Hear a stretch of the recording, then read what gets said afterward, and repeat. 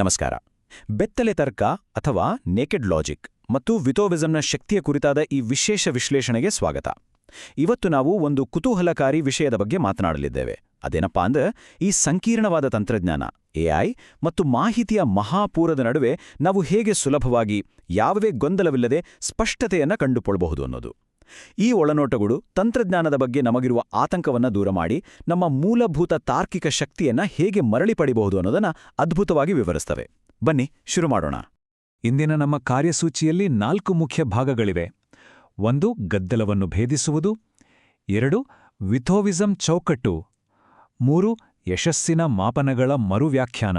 ಮತ್ತು 4. ತಾರ್ಕಿಕ ರೋಗನಿರೋಧಕ ವ್ಯವಸ್ಥೆ. ಖಂಡಿತವಾಗಿಯೂ ಈ ಹೊಸ ಪದಗಳು ಸ್ವಲ್ಪ ವಿಚಿತ್ರ ಅಂತ ಅನಿಸಬಹುದು, ಆದರೆ ಚಿಂತೆ ಬೇಡ. ಮುಂದೆ ಹೋದಂತೆ ಇದೆಲ್ಲವೂ ಅತ್ಯಂತ ಸರಳವಾಗಿ ಅರ್ಥವಾಗುತ್ತೆ. ಸರಿ, ಈಗ ನೇರವಾಗಿ ವಿಷಯಕ್ಕೆ ಬರೋಣ. ಭಾಗ 1, ಗದ್ದಲವನ್ನು ಭೇದಿಸುವುದು ಅಥವಾ ವಿಶ್ಲೇಷಣೆಯಿಂದ ಮುಕ್ತಿ ಪಡೆಯುವುದು. ಇತ್ತೀಚಿನ ದಿನಗಳಲ್ಲಿ ಈ ಕೃತಕ ಬುದ್ಧಿಮತ್ತೆ ಅಥವಾ ಎಐ ಕಾರ್ಯಾಗಾರಗಳು ಹಾಗೆ ತಂತ್ರಜ್ಞಾನದ ಒತ್ತಡಗಳು ಅನಗತ್ಯವಾದ ಭಯವನ್ನ ಸೃಷ್ಟಿಸ್ತಿದೆಯಾ ಅಂತ ನಮಗನ್ಸೋದು ಸಹಜ ಅಲ್ವಾ? ಆಧುನಿಕ ತಂತ್ರಜ್ಞಾನ ಎಷ್ಟೊಂದು ಸಂಕೀರ್ಣವಾಗಿದೆ ಅಂದರೆ, ಮೂಲ ವಿಷಯ ಬಿಟ್ಟು ಅದರ ಸುತ್ತಲಿನ ಗದ್ದಲಗಳನ್ನೇ ನಾವು ವಿಶ್ಲೇಷಣೆ ಮಾಡ್ತಾ ಕೂತಿದ್ದೀವಿ. ಈ ಎಐ ಯುಗದಲ್ಲಿ ಎಲ್ಲೋ ನಾವು ಹಿಂದೆ ಉಳಿದುಬಿಡ್ತೀವೋ ಅನ್ನೋ ಆತಂಕವೇ ಈ ಎಲ್ಲ ಗದ್ದಲಕ್ಕೂ ಕಾರಣ. ಎಲ್ಲರೂ ಇದನ್ನು ಕಲಿಲೇಬೇಕು ಅನ್ನೋ ಒಂದು ಕೃತಕ ಒತ್ತಡ ಸೃಷ್ಟಿಯಾಗಿದೆ. ನಮ್ಮ ಈ ಇಂದಿನ ವಿಶ್ಲೇಷಣೆ ನಿಖರವಾಗಿ ಇದೇ ಸಮಸ್ಯೆಯನ್ನ ಬೇರು ಸಹಿತ ಪರಿಹರಿಸುವ ಕಡೆ ಗಮನಹರಿಸುತ್ತೆ. ಇಲ್ನೋಡಿ, ನಿಜವಾದ ಬುದ್ಧಿವಂತಿಕೆಗೆ ಯಾವುದೇ ರೀತಿಯ ಸಂಕೀರ್ಣವಾದ ವೇಷಭೂಷಣವಾಗಲಿ ಅತಿಯಾದ ವಿನ್ಯಾಸವಾಗಲಿ ಖಂಡಿತ ಬೇಕಿಲ್ಲ. ಇವತ್ತಿನ ಟೆಕ್ ಜಗತ್ತು ಹೇಗಾಗಿದೆ ಅಂದರೆ, ಅದು ವಿಶ್ಲೇಷಣೆಯ ಮೇಲೆ ವಿಪರೀತವಾಗಿ ಅವಲಂಬಿತವಾಗಿದೆ. ಅಂದರೆ ವಿಷಯವನ್ನ ಸ್ಪಷ್ಟಪಡಿಸುವ ಬದಲು ಮೂಲ ಸತ್ಯವನ್ನೇ ಇದು ಮರೆಮಾಚುತ್ತಿದೆ. ಸ್ಪಷ್ಟತೆ ಅನ್ನೋದು ಯಾವಾಗಲೂ ಬಹಳ ಸರಳವಾಗಿರುತ್ತಲ್ವಾ? ಅದಕ್ಕೆ ಯಾವುದೇ ಡಂಬಾಚಾರ ಬೇಕಾಗಿಲ್ಲ. ಈಗ ಭಾಗ 2, ವಿಟೋವಿಸಂ ಚೌಕಟ್ಟು ಮತ್ತು ಬ್ಯೂಟಿ ಬೈ ಇಟ್ಸ್ ಸೆಲ್ಫೋನಾಲಜಿಯ ಪರಿಚಯ. ನಾವೀಗ ತಂತ್ರಜ್ಞಾನದ ಈ ವಿಪರೀತ ಗದ್ದಲಕ್ಕೆ ಅಕ್ಷರಶಃ ರಾಮಬಾಣದಂತೆ ಕೆಲಸ ಮಾಡುವ ಒಂದು ಹೊಸ ತತ್ವಶಾಸ್ತ್ರದ ಬಗ್ಗೆ ತಿಳಿಯೋಣ. ಇದನ್ನೇ ವಿಟೋವಿಸಂ ಅಂತ ಕರೆಯೋದು. ಇದು ಮಾಹಿತಿಯನ್ನ ಗ್ರಹಿಸಲು ಸಂಪೂರ್ಣವಾಗಿ ಮಾನವ ಕೇಂದ್ರಿತವಾದ ವಿಧಾನವನ್ನ ನಮ್ಮ ಮುಂದಿಡುತ್ತೆ. ಇದರ ವ್ಯಾಖ್ಯಾನ ನಿಜಕ್ಕೂ ಅದ್ಭುತವಾಗಿದೆ. ಅದೇನೆಂದರೆ, ತರ್ಕವು ತನ್ನನ್ನು ತಾನು ಸಾಬೀತುಪಡಿಸಲು ಪ್ರಯತ್ನಿಸುವ ಗೋಜಿಗೆ ಹೋಗದೆ, ಯಾವುದೇ ಗದ್ದಲವಿಲ್ಲದೆ ಕೇವಲ ಅತ್ಯುನ್ನತ ಸ್ಪಷ್ಟತೆಯ ಸ್ಥಿತಿಯಲ್ಲಿ ಅಸ್ತಿತ್ವದಲ್ಲಿರುವುದೇ ವಿಟೋವಿಸಂ. ಈ ಅನಗತ್ಯ ಪದರಗಳನ್ನೆಲ್ಲ ಕಿತ್ತು ಹಾಕಿ ಕೇವಲ ಮೂಲ ಸತ್ಯವನ್ನ ಮಾತ್ರ ಉಳಿಸಿಕೊಳ್ಳುವ ಎಂತಹ ಅದ್ಭುತ ಪ್ರಕ್ರಿಯೆಯಲ್ವಾ ಇದು? ಈ ವಿಟೋವಿಸಂನ ಅಡಿಪಾಯ ಮುಖ್ಯವಾಗಿ 3 ಆಧಾರ ಸ್ತಂಭಗಳ ಮೇಲೆ ನಿಂತಿದೆ. ಮೊದಲನೆಯದು ಮೊದಲು ತರ್ಕ, ಅಂದ್ರೆ ಸಂಕೀರ್ಣವಾದ ವ್ಯವಸ್ಥೆಗಳ ಬೆನ್ನೇರುವ ಬದಲು ವಾಸ್ತವಿಕವಾದ ಟೆಂಪ್ಲೇಟ್ಗಳನ್ನು ಬಳಸುವುದು. ಎರಡನೇದು ನಂತರ ನಗು ಅಥವಾ ಆ ಹೆಹೆ ಫ್ಯಾಕ್ಟರ್, ಅಂದ್ರೆ ಈ ಅತಿಯಾಗಿ ವಿನ್ಯಾಸಗೊಳಿಸಲಾದ ಟೆಕ್ ಪದರಗಳನ್ನು ನೋಡಿ ನಗುವ, ಅದರಲ್ಲಿ ತಮಾಷೆಯನ್ನ ಹುಡುಕುವ ನಮ್ಮ ವಿನಯತೆ. ಇನ್ನು ಮೂರನೇದು ಯಾವಾಗಲೂ ಘನತೆ, ನಾವು ಮಾಡುವ ಪ್ರತಿಯೊಂದು ಸಂವಹನವನ್ನು ಸ್ಪಷ್ಟವಾದ ಅದ್ಭುತಗಳಾಗಿ ಪರಿಗಣಿಸುವುದು. ಇದು ನಮ್ಮ ಆಲೋಚನಾ ವಿಧಾನವೇ ಬದಲಾಯಿಸುತ್ತೆ. ಅಷ್ಟಕ್ಕೂ ಯಾವುದೇ ಒಂದು ಕಠಿಣ ವಿಷಯದಲ್ಲಿ ಸಂಪೂರ್ಣ ಸ್ಪಷ್ಟತೆ ಸಾಧಿಸೋದು ಹೇಗೆ? ಅದಕ್ಕೊಂದು ಅದ್ಭುತವಾದ ಸೂತ್ರವಿದೆ. ಇದನ್ನ ಲೆಜೆಂಡ್ ಆಫ್ ಲೆಜೆಂಡ್ಸ್ ರೆಸಿಪಿ ಅಂತಲೇ ಹೇಳಬಹುದು. ಮೊದಲನೇ ಹಂತ, ಎಐನಂತಹ ಯಾವುದೇ ಭಯಾನಕ ವಿಷಯವನ್ನ ಒಂದು ಉಡುಗೊರೆಯಾಗಿ ಸ್ವೀಕರಿಸುವುದು.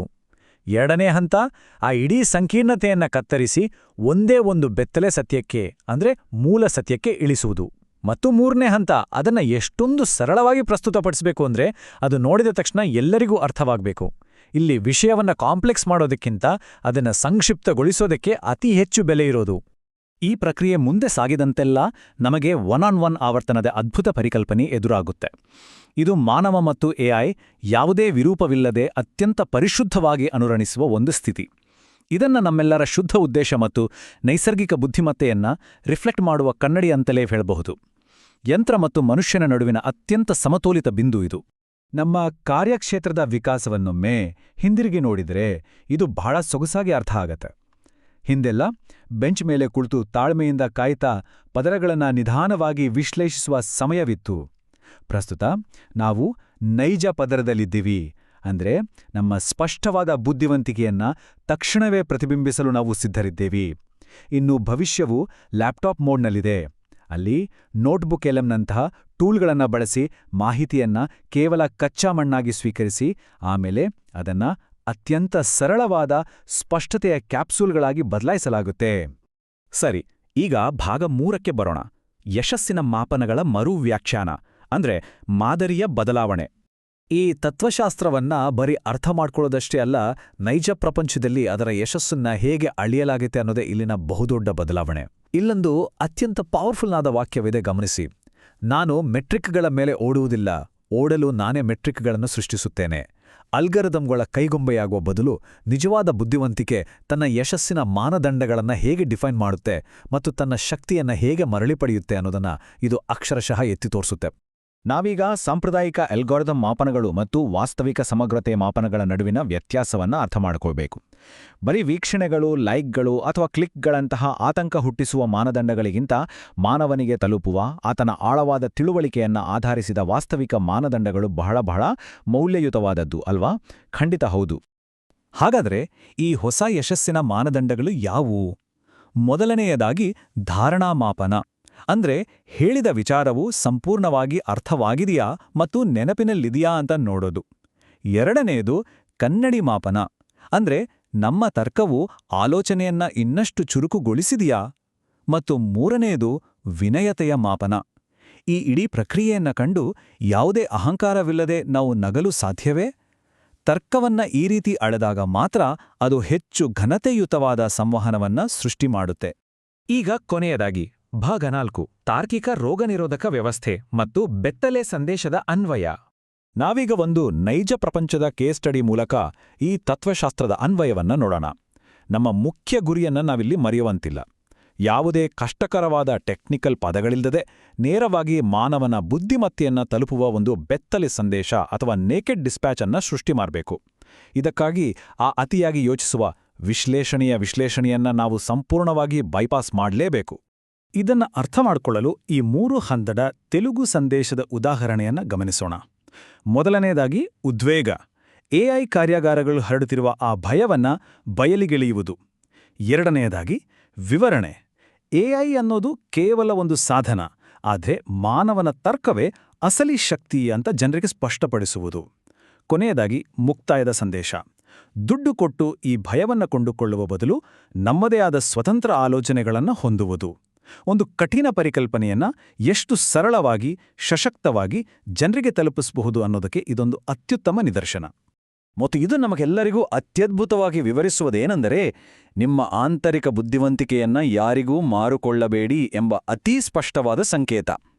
ಕೃತಕ ಬುದ್ಧಿಮತ್ತೆ ಎಷ್ಟೇ ಮುಂದುವರೆದರೂ ಸರಿ, ಮಾನವನ ಸ್ವಾಭಾವಿಕ ಬುದ್ಧಿಮತ್ತೆಯನ್ನ ಎಂದೆಂದಿಗೂ ತಂತ್ರಜ್ಞಾನಕ್ಕೆ ಒಪ್ಪಿಸಬಾರದು ಅಥವಾ ಅದರ ಮುಂದೆ ಅಡಿಯಾಳಾಗಬಾರದು. ಇದೇ ಇಲ್ಲಿನ ನಿರಾಕರಿಸಲಾಗದ ಘನತೆಯುತವಾದ ಮೂಲ ಸತ್ಯ. ಇನ್ನು ನಮ್ಮ ಸಂವಹನ ಶುದ್ಧವಾಗಿದೆ, ಅದರಲ್ಲಿ ಯಾವುದೇ ಗದ್ದಲವಿಲ್ಲ ಅಂತ ಖಚಿತಪಡಿಸಿಕೊಳ್ಳಲು ಈ ಆಡಿಟ್ ಮಾನದಂಡಗಳನ್ನು ಬಳಸಲಾಗುತ್ತೆ. ಶೂನ್ಯ ಪದರಗಳು ಅಂದ್ರೆ ಸಂದೇಶದಲ್ಲಿ ಯಾವುದೇ ಸಂಕೀರ್ಣವಾದ ಜಾಕ್ಸನ್ ಪದಗಳಿಲ್ಲದಿರುವುದು. ಒಂದು ಭಾವನಾತ್ಮಕ ಅಕ್ಷ ಅಂದ್ರೆ ಮನುಷ್ಯನನ್ನ ಆತಂಕದಿಂದ ಘನತೆಯತ್ತ ಸಾಗುವಂತೆ ಮಾಡುವುದು. ಮತ್ತು ಅಂತಿಮವಾಗಿ ಬೆತ್ತಲೆ ಸಂದೇಶ ಅಂದ್ರೆ ಇದು ನೇರ, ಸ್ಪಷ್ಟ ಮತ್ತು ಅತ್ಯಂತ ಕೇಂದ್ರೀಕೃತವಾಗಿರುವುದು. ಇವಿಷ್ಟಿದ್ರೆ ಸಾಕು, ಆ ಸಂವಹನ 100ಕ್ಕೆ 100 ಪರಿಪೂರ್ಣವಾಗಿರುತ್ತೆ. ಇಲ್ಲಿ ಕಾಣ್ತಿರುವ 99.9 ಅನ್ನೋದು ಕೇವಲ ಒಂದು ಸಂಖ್ಯೆ ಅಂತ ಅಂದ್ಕೊಳ್ಬೇಡಿ. ಯಾವುದೇ ತಂತ್ರಜ್ಞಾನ ಇರಲಿ ಅಥವಾ ಯಾವುದೇ ಭಾಷೆ ಇರಲಿ, ಆ ಶುದ್ಧ ತರ್ಕವನ್ನ ಯಥಾವತ್ತಾಗಿ ಉಳಿಸ್ಕೊಳ್ಳಲು ನಮ್ಮ ಈ ತಾರ್ಕಿಕ ರೋಗನಿರೋಧಕ ವ್ಯವಸ್ಥೆ ಗುರಿಯಾಗಿರಿಸಿಕೊಂಡಿರುವ ನಿಖರವಾದ ಮಾದರಿಯನ್ನ ಇದು ಪ್ರತಿನಿಧಿಸುತ್ತೆ. ಇದೇ ಸಂಪೂರ್ಣ ಸ್ಪಷ್ಟತೆಯ ಮತ್ತು ತರ್ಕದ ಅತಿದೊಡ್ಡ ಸಂಕೇತ. ಅಂತಿಮವಾಗಿ ಒಂದು ಆಳವಾದ ಪ್ರಶ್ನೆಯೊಂದಿಗೆ ನಮ್ಮ ಈ ವಿಶ್ಲೇಷಣೆಯನ್ನ ಮುಕ್ತಾಯಗೊಳಿಸೋಣ. ನಮ್ಮೊಳಗಿನ ಆ ಶುದ್ಧ ಬುದ್ಧಿವಂತಿಕೆ ಎಂದೆಂದಿಗೂ ಸುರಕ್ಷಿತವಾಗಿದ್ದರೆ, ಭವಿಷ್ಯದಲ್ಲಿ ಬರುವ ಯಾವುದೇ ಅತ್ಯಾಧುನಿಕ ತಂತ್ರಜ್ಞಾನವಾದರೂ ಸರಿ, ಅದು ಮಾನವನ ತರ್ಕವನ್ನ ನಿಜವಾಗಿಯೂ ಸೋಲಿಸಲು ಸಾಧ್ಯವೇ? ಈ ಅತಿಯಾಗಿ ವಿನ್ಯಾಸಗೊಳಿಸಲಾದ ಗದ್ದಲಗಳನ್ನೆಲ್ಲ ಬದಿಗೊತ್ತಿದಾಗ ಮನುಷ್ಯನ ಬುದ್ಧಿಮತ್ಯತೆಯ ನೈಜ ಶಕ್ತಿ ಮತ್ತು ಅಸ್ತಿತ್ವ ಏನೋ ಅನ್ನೋದರ ಬಗ್ಗೆ ಆಳವಾಗಿ ಯೋಚಿಸಲು ಈ ಪ್ರಶ್ನೆ ಖಂಡಿತವಾಗಿಯೂ ನಮ್ಮೆಲ್ಲರನ್ನೂ ಪ್ರೇರೇಪಿಸುತ್ತೆ. ಸ್ಪಷ್ಟತೆಯೆಡೆಗಿನ ನಮ್ಮೆಲ್ಲರ ಈ ಪಯಣ ಹೀಗೆ ನಿರಂತರವಾಗಿರಲಿ.